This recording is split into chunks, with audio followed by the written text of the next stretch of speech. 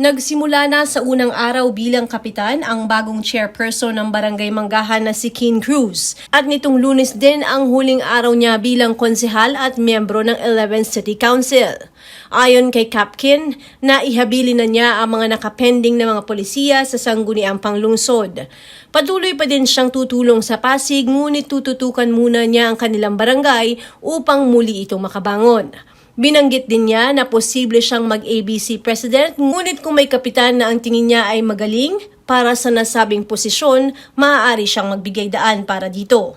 Nagpasalamat si Cruz sa mga nakasama sa City Hall at sinabing magiging sikat ang Manggahan sa mabuting pamamaraan. Mixed emotion po ako ngayon, syempre, dahil ito ho ang first day ko ho bilang kapitan ng Barangay Manggahan. At ito naman ho ang last day ko bilang konsehal ng bayan. This is the last flag ceremony. This is the last session na aking dadaluhan bilang konsehal ng 11 Sanggunian. Tinurn over na natin sa 11 Sanggunian ang mga pending bills natin.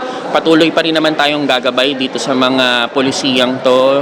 Meron tayong almost 9 na pending bills na tinurn over ngayon. Ang dugong alay, dugtong buhay naman ho ay patuloy pa rin nating ipagpapatuloy para mas marami pa tayong matulungan sa mga nangangailangan ng dugo. Ang Team of Party List rin ho na office na nasa office natin ay patuloy pa rin tutulong. Gaya nga ho nung sinabi ko kanina na quote ni General Douglas MacArthur, "We are not retreating, we are advancing in another direction." Alam ko naman hong mauunawaan ng mga taong bayan bakit ho ako bumaba sa Barangay Manggahan dahil ho talagang kailangan ho namin ng isang maayos na leader ho sa Manggahan. Alam nyo naman ho yung mga nangyari sa aming barangay, ng mga na-wipe out yung mga barangay official.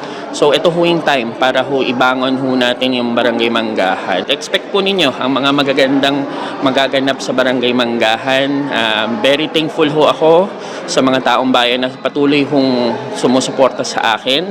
Nagpasalamat ho tayo kay Vice Mayor Dodo Jaworski, kay Congressman Roman Romulo at kay Ate Shalani, sa ating mga kasamahan na konsehal at lalo't higit ho kay Mayor Bico na patuloy hong naniniwala sa akin, patuloy hong gumagabay, patuloy hong nag-a-advise kung ano ho yung mga dapat kong gawin.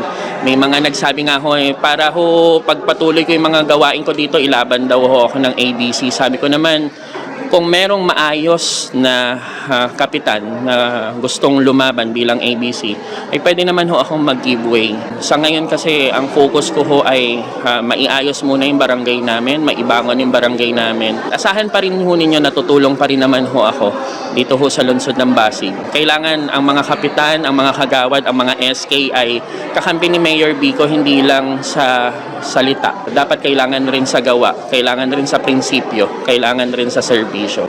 Willing naman ako mag-ABC president, pero sa ngayon kasi kung meron talagang magaling na nakikita akong kayang ipaglaban yung mga kapitan, yung mga barangay, yung mga kagawad, pwede ako mag-giveaway, walang problema doon. Ang Barangay Manggahan naman ay napakalaki.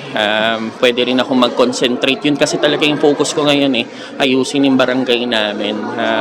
Ito yung panahon kasi na kung ibibigay yung ABC, okay. Pero kung hindi naman, okay rin naman ako na mag-focus talaga doon sa barangay. Kasi yun nga yung purpose kung bakit ako bumaba.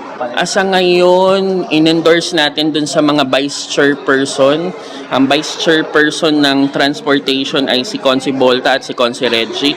Ang human settlement naman, urban development ay si vice chairperson Kiko Rusya at ang NGO People's Participation naman ang vice chair nito ay si Konsehala Cory Raimundo. So, may mga proseso naman yan. It's either i-maintain na nila yung vice chairperson ng umupo or mag-elect sila ng panibago. Pero, ang importante ay continuous pa rin yung mga pending bills, yung mga policy, walang maapektuhan.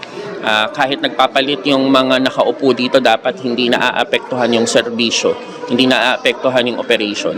O naman, mamimiss ko syempre itong 11 Sanggunian, itong 7th floor na naging tahanan ko na rin. Pero hindi naman tayo dapat malungkot dahil nag-a-advance tayo sa ibang direction.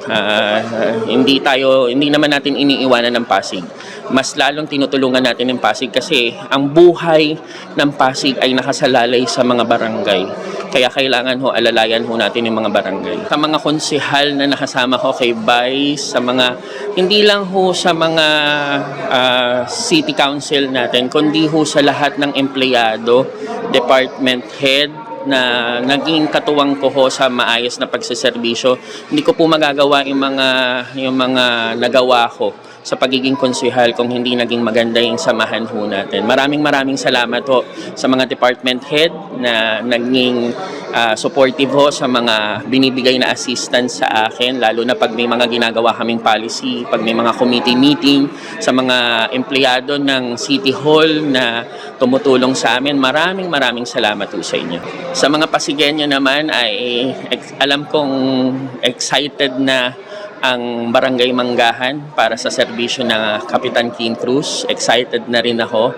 Magkita-kita ho tayo sa mga susunod na araw dahil gagawin ho nating sikat ang Barangay Manggahan sa mabuting pamamaraan. Ako si Luan Peñano para sa latest ng iNews Pasig.